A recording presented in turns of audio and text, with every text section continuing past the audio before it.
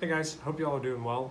Just kind of wanted to check in with y'all and talk about a few things. Obviously, we're kind of getting into month two of this stay-at-home type of order, gym closing. Um, so it's kind of hard to see how things are going, with the testing and all that kind of stuff going on. But I kind of wanted to talk about really just how we react to these things. Obviously, we can't control what's going on. We can't necessarily control what the government is telling us to do.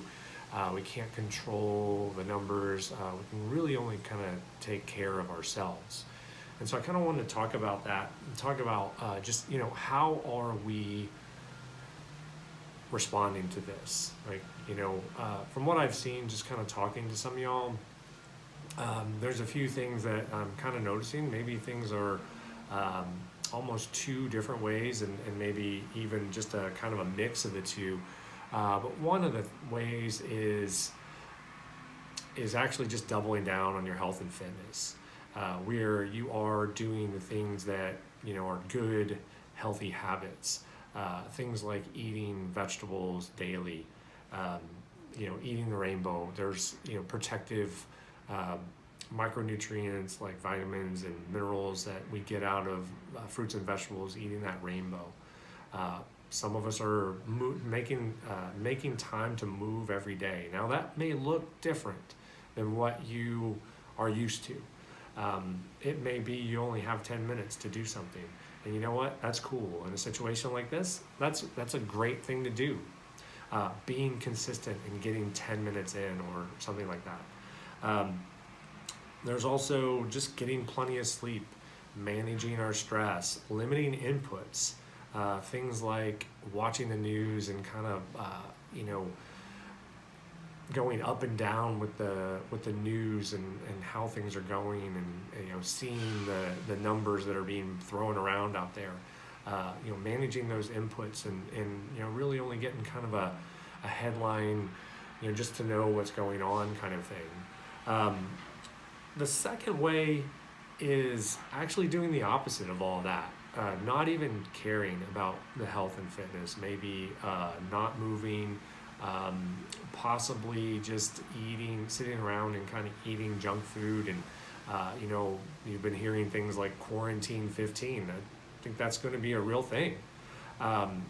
So there's that. There's also, I think, with the liquor stores being an essential business, I think there's the possibility of like things like day drinking and that ending up into the night and kind of spilling over, and those kinds of things are going to affect your sleep, going to affect how you handle stress.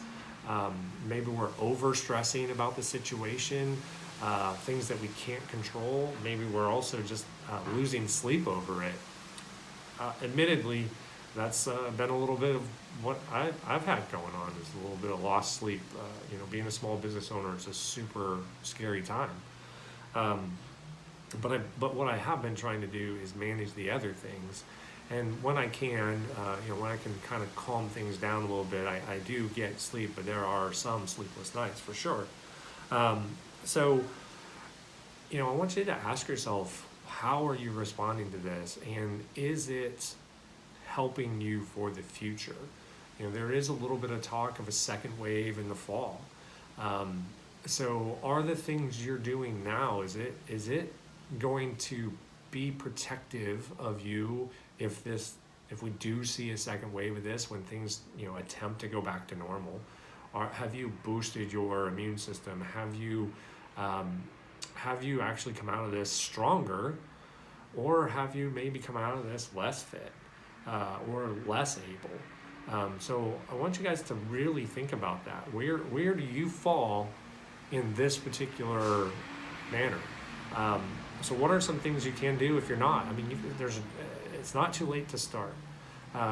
So really try to get vegetables in. Now that may look a little different based on food supplies and things like that. At the end of the day, we have to do the best we can with what we have. I think though, at most grocery stores, the fresh vegetables are still there. So I want you to think about those things as being an option and making sure that you get those in on a daily basis. Uh, think about things like fermented foods. Fermented foods are put probiotics into your gut.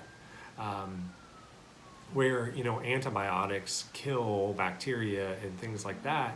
But one thing you have to understand about bacteria or antibiotics is that if you do take antibiotics, it's also going to kill the bad bacteria or the good bacteria along with the bad bacteria. So you do want to make sure that you put probiotics into your body. Fermented foods are a great way to do that. Things like sauerkraut, things like kombucha, things like kefir, Greek yogurt. Those are kind of dairy option. Kefir and yogurt are pretty much dairy types of options. Kimchi, any of those things that are fermented are great things to start to have today because you're putting good bacteria in, which is really protective for your immune system. Are you getting out and getting sun? We've had over the last couple of days some beautiful weather to get outside and get some free vitamin D. Vitamin D is showing to kind of boost immunity. Are you getting vitamin C sources in your diet? Even if you're maybe even supplementing that, getting some of that. All those things are good immune boosters. So here's the thing. We can come out of this a little bit stronger.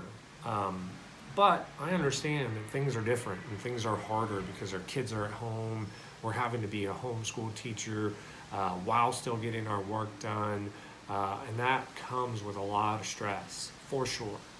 But there are some things we can control. We can control what time we go to bed. We can control what we put into our bodies, things that are going to be protective rather than destructive. So I want you to think about how you're responding to that and, kind of see if you're going to come out of this a little bit stronger or if maybe just kind of going the other way. So I want you to really think about that. All right, guys.